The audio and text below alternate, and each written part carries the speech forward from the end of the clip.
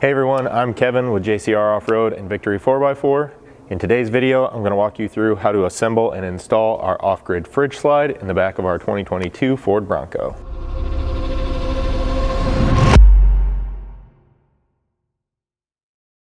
So to start things off, I do want to point out that in this video, we're going to be installing this slide in the back of our Bronco here on the JCR Bronco floor.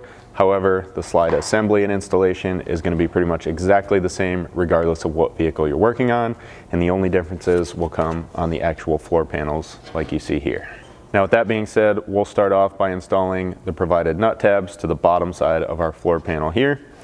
So these are going to line up with this innermost set of mounting holes that you see here, and then you're going to be lining up the pre-installed nut with the corresponding hole just to the outside of those. So for that, I'm just going to slide the tab underneath, and in the pre-installed nut, I'm just going to loosely thread in one bolt. That's going to help locate it and keep it lined up. And then you'll grab one more of those 1/2-inch button heads with a washer and install a serrated flange nut to the back side. Once you have it set up like that, go ahead and grab a 5/32 hex and tighten the bolt into the nut. And then you can come back and just remove that first bolt. That was just to locate the tab. And now when you're installing the slide itself, those are all going to be properly located. So once you get all 8 of those in place, it should look something like this. This side's obviously going to be your bottom. Now this panel is symmetric from side to side as far as the hole pattern goes. You just need to pay attention to what is the front and rear when installing it in the vehicle. So I'll roll this toolbox out of the way and you can get that in. So on the Bronco floor specifically, you'll be looking for these kind of raindrop cut holes out here close to the corner. That's going to determine essentially the back of this panel, or what's going to be closest to you here standing at the back of the vehicle. Then we can simply slide this in, kind of set it down, and begin lining up all the mounting fasteners here. So then you'll just need 10 of your 1/2-inch long 1/4-20 button heads with washers to secure this panel to the floor frame. Now just make sure when you're putting these in that you're not threading into those nut tabs at this time, and you're actually using these outer perimeter holes to hold this down. Then once you've started all that hold down hardware loosely by hand, you can go ahead and tighten this in place. So next you'll be assembling these slides to the side rail mounting brackets. For this, you're going to need to find the slides, of course. There's going to be a right and a left, and then these mounting brackets are actually symmetric, so it's not going to matter which one you start with there. Basically, you can go ahead and partially open up the slide here and begin lining it up inside of this bracket.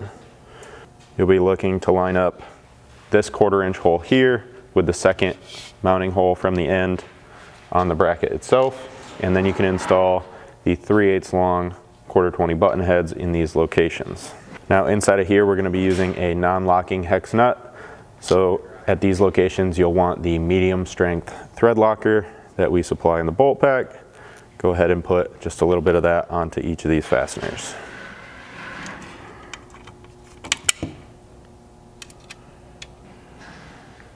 Then with the slide located by this bolt here, you can begin installing the remaining hardware. Now to access the hardware here behind the actual sliding portion of this assembly, you will have to kind of manipulate this a little bit to line these windows up with the mounting holes.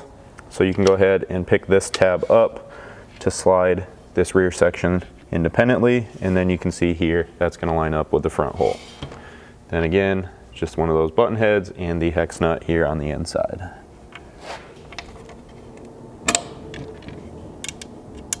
Then with these 4 bolts started, grab a 5/32 hex and a 7/16 socket to tighten these up. Now since I don't think I mentioned it before, I will just point out that in order to determine and be sure that you have these in correctly, you want to make sure that down on the levers here is what releases the slide. And then you can go ahead and assemble the other side as well to have 2 kind of opposite assemblies. Now once you get both of those assembled, you're ready to install these to the floor in the vehicle. So now when you're putting these in, you're going to be bolting them down to those nut tabs that we installed earlier. So it's just a matter of lining these up. They should drop nicely over the hold down bolts thanks to the cutouts in the bottom of the rails here. And then find more of those 1/2 inch long button heads to secure these in place. Then again, just be sure to start all that hardware before you tighten it in place. Next, before this slide base can go in, you want to install this back panel. So take a look at the base. There's going to be an arrow cut out.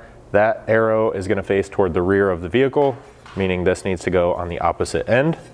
Once you've identified that,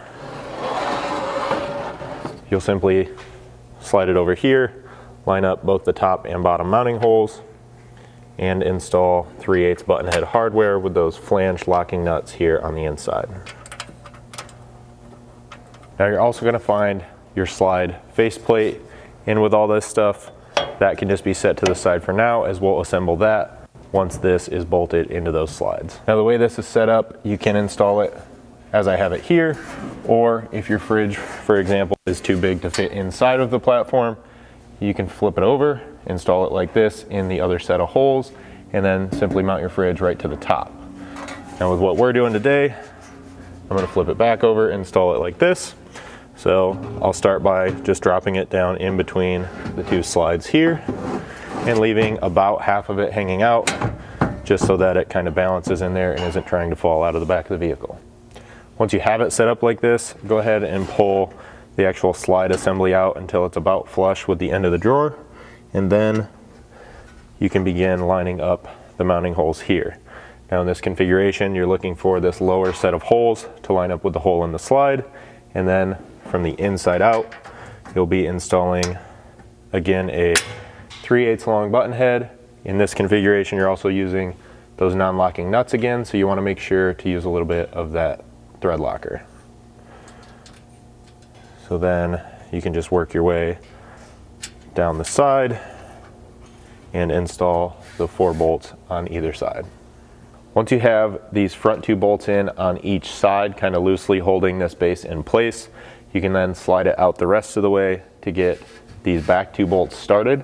Now, just like before, you are going to have to kind of reach in here and release these locks so that you can slide the 2 portions of this slide bracket independently of one another to kind of access that hardware from the side in order to both get it installed and tighten it up.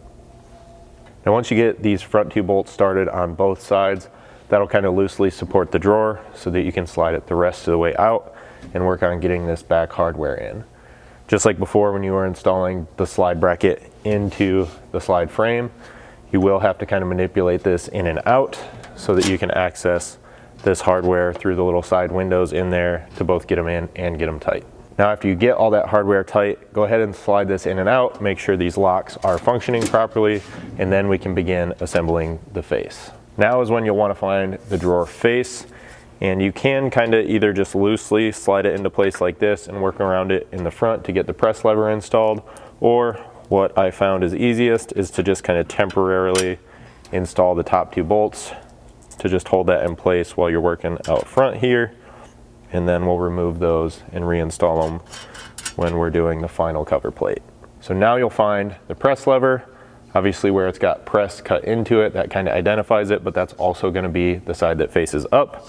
And then you're going to get 2 of these little clamp brackets that come along with it.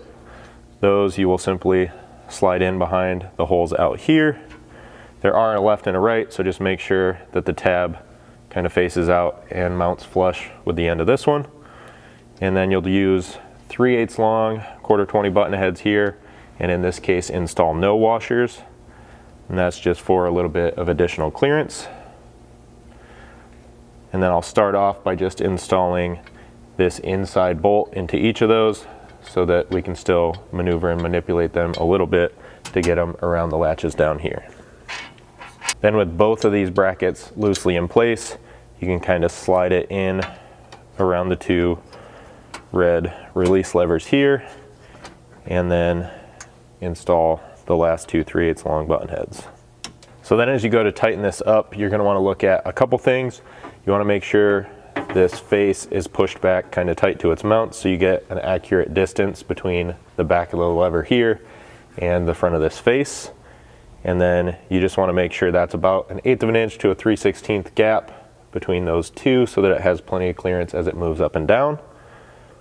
And once you're happy with that, Also just pay attention and make sure that your gaps are kind of even between the end of the press lever here and the red release tabs. Once you're happy with all that, go ahead and grab a set of pliers.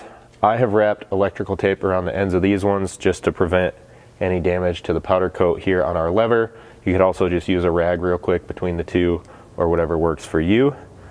And then you just want to put a little bit of preload on these two tabs here so that they hold tight to the red release lever before tightening these up. Then before moving forward, do another quick check. Make sure that's going to operate the drawers properly, and make sure that it also doesn't slide in and out on these. If it does, you might want to loosen those back up and add just a little bit more preload here with your pliers, and then tighten them back up and check again. Now, if you had them in there, go ahead and remove those top two bolts that were holding this panel in place. Now you can find your face plate. Go ahead and slide that over top, and then make sure you're using 1/2 inch long hardware here as you are going through 3 layers of material. And then it's just a matter of lining these up and getting that hardware installed. Now, if you did have a couple bolts holding this front panel in place, go ahead and remove those now and find your front cover plate. That'll simply slide in over top of the front panel as well as the lever here. And then you'll want to make sure you have a 1/2 inch long button head going into this location, since you are going through multiple layers of material. Now, if you had a couple bolts holding that front plate in place, go ahead and remove those now, and then find this front cover plate. You'll simply line these up, and you want to make sure you have 1/2 inch long hardware here as you are going through 3 layers of material. And again, flange locking nuts on the inside.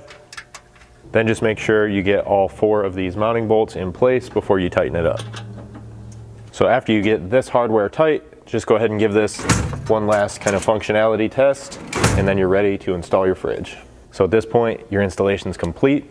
Now, if you do have any questions about getting this assembled and installed in your specific vehicle, be sure to check out that vehicle's installation instructions as well as product page for more information. And then if you still have any questions, you can always reach out to us. You can send us an email at info@jcroffroad.com, info@victory4x4.com, or just give us a call at 269-353-1184.